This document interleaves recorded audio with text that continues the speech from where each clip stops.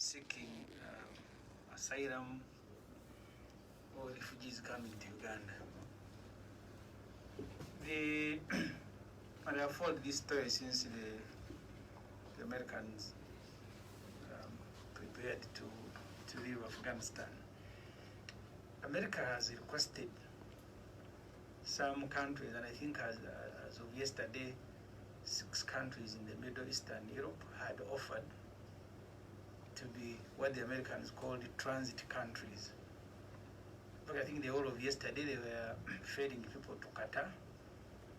The first processing is in Afghanistan, and that is the second processing. I think they are using their military bases in the Middle East. No, they're no longer processing in Afghanistan. So, of course, they are processing because they're not taking everybody. They're taking everybody out. No, they are not. So the priority first is Americans, and 2 other people who have documents to prove that they are working with them. There are many other people who want to go to America. So the 6 countries that have volunteered to be transit countries at the moment haven't been filled. So the communication of government and you, the media, you've made the country debate this matter out of context.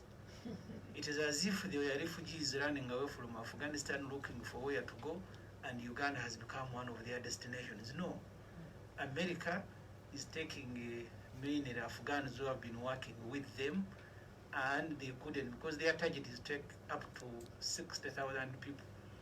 They simply can't fly them to America immediately, so they are using some countries as holding places, so they process them.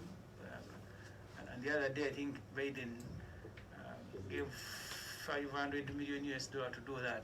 So there are no Afghans. The trouble with this government, of Yarahanga, is that at the slightest opportunity, they want to show that they are very close to America. In 2000 and even if it were you, at the precise opportunity, they want to show that we are not. In 2000, not sure one of those elections, there was a statement that President Museveni has landed at a military base in America reserved for only Americans' friends. They must have to explain that the reason he landed there was because the commercial airport in the same area was full. From dictators. But they said he landed at an airport reserved for only American friends. And that's what State House was saying. Until they must have to clarify. But all airports are reserved for American friends. All airports. Because they are not reserved for Americans' enemies. They are secure. So even this matter has been presented as if there are Afghans who want to come and settle in Uganda. Yet they are not. So America, because it's flying out many people at the same time, is distributing them to countries that are on their way. Even when you're not countries that are friendly, even have a base to America. They have bases even in just group them anyway. America has bases even in the enemy countries, Moses, if you didn't know. And you know them in Iraq, in Cuba, in North Korea, maybe because they have South Korea, so they don't need North Korea. But if they wanted, they can go and cut out a piece and start a base. Even in Afghanistan, they are working with Talibans. So to be an American friend, it depends on their interest. Even when they don't like you, you can for somehow. You ask Nancy where she goes for holiday. But if they are coming as refugees, it's a good thing to receive refugees. We have had people running away from trouble in Congo. We have had people running away from Sudan. And it's good to receive them. From South Africa. From Rwanda. They are coming here mainly for military training. Rwanda, yes. So it's good that Uganda has given refugee to people who are running away. But we shouldn't present ourselves like a special case. It's a special case. We are the one receiving Afghans as if it is angels that are going to be flying to Uganda. Thank you. Namfi, and Namfi, today on social media, the few comments coming your way. Rabu Jungu first said, how come Namfi is so special that she has not been beaten? Now Mayengo says, you want them to beat me? Namfuka thinks that she's above everybody, and everything she says, what everyone must believe. And a few more words that I will not read out. High school words themselves. Right. From your supporters. The whole Afghan thing, I think Ugandans, we are going through so much, from bad governance to COVID to poverty, unprecedented levels of poverty. So we tend to find humor in most situations to cope.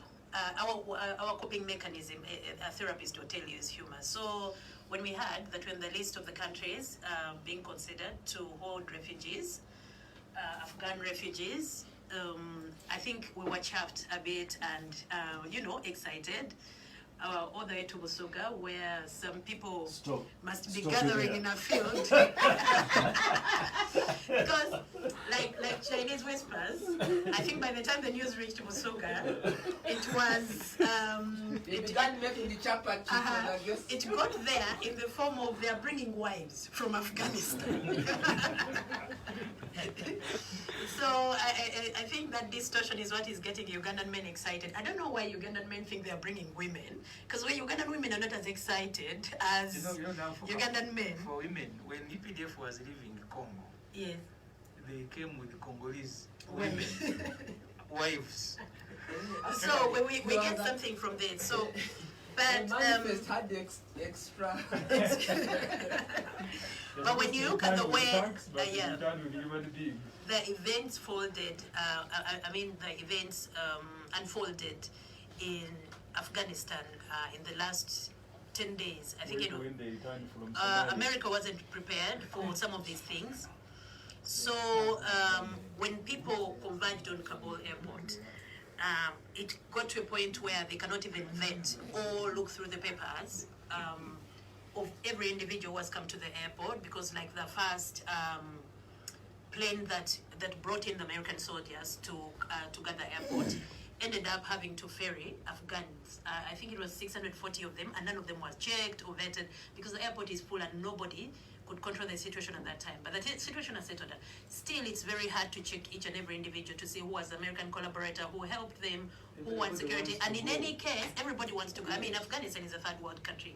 So if you came to Uganda and told people, to give people an excuse to get on 2 planes to go to America, they'll all leave. You end up with 5 people in the country. So similarly in Afghanistan, most people have had even nothing to do. One is here. Gone. Yeah, something like that. So even people who have had nothing to do with American as American allies have gotten this opportunity because no one is vetting them there. The US even got to a point of sending emails to their collaborators because they had their emails and send them this document which they have to print out and go with to the airport, which was foolish in the extreme because what people did, they photocopied the document and gave everybody, including people who had never, who had never had anything to do with Americans.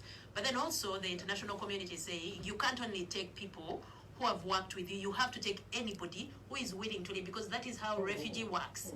Because if people are tired of living in their country and they think they are under threat, whether or not you worked with them, the truth is that for the last 20 years, you've put them in a situation where the Taliban you've negotiated with to come into power, or you've lost the war to, are threatening them and they have a desire to leave. So as refugees, that is a discussion being had at the international level. As refugees, you're mandated to take each and every one of those people who feel threatened, whether or not they worked with you. So in the light of that, America, for security reasons, has their allies. And this is not something new. They've done it before. You remember the conversation the Prime Minister of Australia had with Trump about 20,000 of their refugees who had been vetted in Australia and were supposed to then be taken to the United States, and Trump was, we're not taking them anymore. So this happens all the time. And growing up, I lived near a vetting center for refugees, Interreg, and they did this for Congolese before they could take them to Canada or they could take them to. So we already have structures in place. UNHCR has been using Uganda as a refugee center in the region. So we have the structures in place, we have the systems in place, so they cannot go to a country like, say, Somalia and approach them to take in refugees, or South Sudan, because they don't have the structures, they don't have the mandate to do it. So we are one of the countries mandated to do this. So it's not surprising that we popped up on the list of the countries in which they're taking this, because remember, the airport is full, outside the airport is congested. The Taliban can't shoot these people or stop them from going because they're trying to be better people and better governance. So they are allowing now, because in the beginning they were saying we are not allowing people of Afghan origin to access the airport. But they told them, no, anybody not comfortable with your rule has a right to leave your country because they feel threatened. Okay. So Uganda ended up on the list because we have the structures and the mandate and the resources. Because remember, it's not even our government that pays for this. We, the international community, UNHCR, pays for this, and America has said they've even released $500 million for this. So most of them are being taken to Qatar, Albania, the Balkan countries. Most of the regimes are usually US puppet regimes who do this, and we are certainly one. All friends. Friends who go to special airports when we reach America. So yeah, don't get so excited because most of them are going to be in Nambole anyway, and they'll be vetted and what. So it's not like the case of Somali or Congolese where those who are vetted then can embed themselves into our society until further notice when they feel that they're safe to go back home. So the way this refugee thing works is you're vetted, and then you can choose the country you would like to go to. And most of them will definitely want to go to the US, so they will be held here, fed, given an allowance till they can do that. Yeah, but you see, maybe one or two may The end up nation saying, I want to stay in eventually- Uganda because the women are very beautiful, so we don't know. so, Or the men.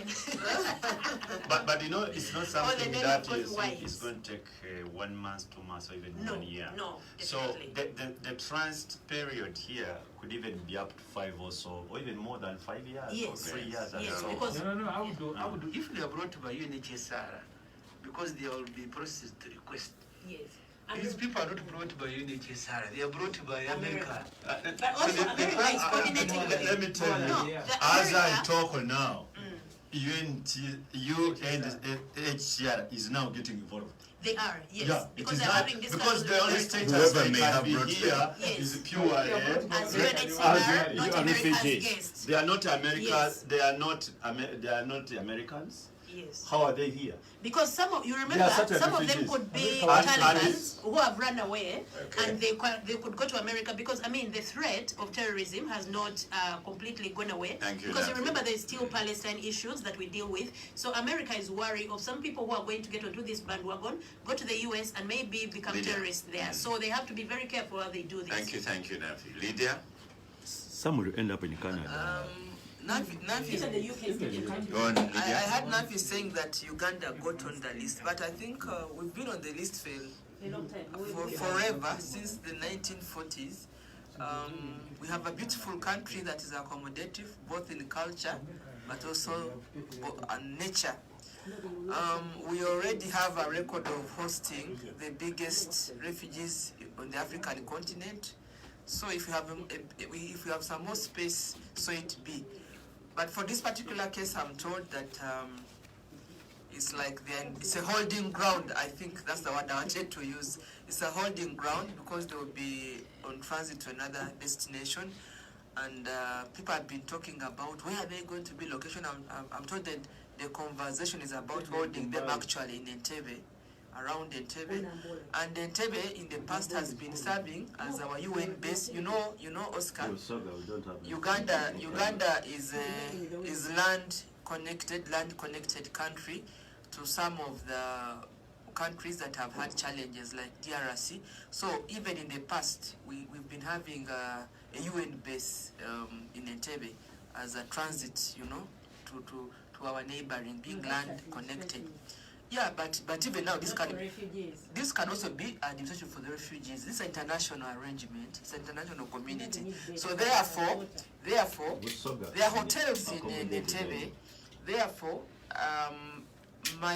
the information I have, because it's not concluded yet, but the conversation and the consultations around holding the 2,000 people around Entebbe as they transit to their final destination. And I think it's good for Uganda, but it also just goes to speak to the hospitality of our country and the role we play, our contribution to the international arena. We've always been there. We are number 1 refugee host in Africa and number 3 in the world. So the 1.4 million are already here. So and no. I mean, remember Rwanda since the 1950s. they are now actually they are now Ugandans. Uganda is your Look neighbor. at South Sudan.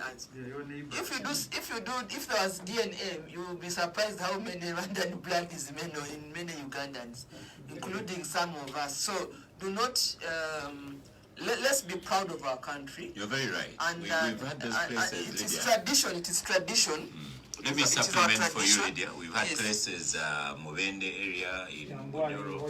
Namutamba. Yes, Namutamba. Correct. Yeah. Go on. Even in Bali, we are there. Yeah. Okay. So. No. Traditional mix. Actually, some now Moses? have a Chiganda name, Chigisu name. Look at Kalungu. Members of parliament now. They are the history of Chelsea comes from Chazanga,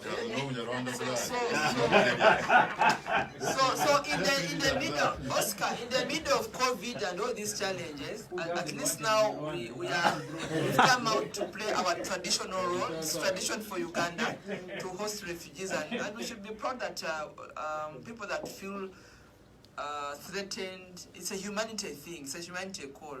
Thank you, Lydia. Yes. And we also So, Moses, you're saying anyone from Chanzanga? Yeah, of course. Well, I think that was on a good joke. Many people, of course, when you talk about Rwandese blood in many Ugandans, I will leave it at that. But I know people in Chazanga there, where Semuji comes from. Majority of them have that blood. Not Semuji. Are you a doctor?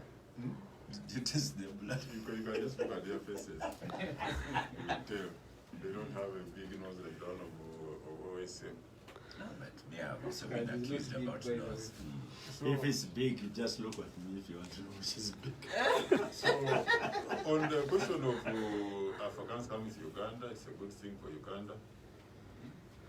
The other day I was talking to one of the media houses that it happened in the same week Uganda has won medals in Japan. People were asking where is Uganda. I was the other day watching CNN and somebody was saying Uganda has come. Uganda I said, well, as one of the countries which has accepted to host these people. So people must be asking where is this Uganda, which is this country called Uganda. So it puts us on the map. But internally, you see, if you've read some of the books about American General, I think one of General Sasko, even one of General Collins, where in America where there is like an army establishment, if they want to remove it, if it is in the oil constituency, for instance, the MP for that area will be the first to go and fight against removing it, because by being there, it stimulates the local economy. So when you have 2,000 or so Afghans coming to Uganda, being looked after by America, giving some money and so forth, this money is going to be spent in Uganda. So it's good for our economy, let alone our hospitality, but it's good for our economy. As long as they don't get involved in bad activities, that's very good for economy and it's healthy. Whatever allowance they will be getting, they will be spending it here. The other thing we need to emphasize, the foods they will be eating should be locally procured, not imported, especially without what is available. We should do so that we don't support another economy. We use the money they are basically to be fed on to buy local commodities, local ABCD. When they get allowances, they spend it locally. That will help our economy. So I'm happy about it, and it's good. Even I think I haven't seen anybody in the studio opposing the arrival or the coming of the Afghans. For different reasons. For me, it's good for our economy. It's good for our international image and so forth. And for me, and for Abdul Katun Socialization from Soga. If you have been following social media, the people of Soga are saying, don't worry where to put them. We have space. We have space. That will do. Star Cafe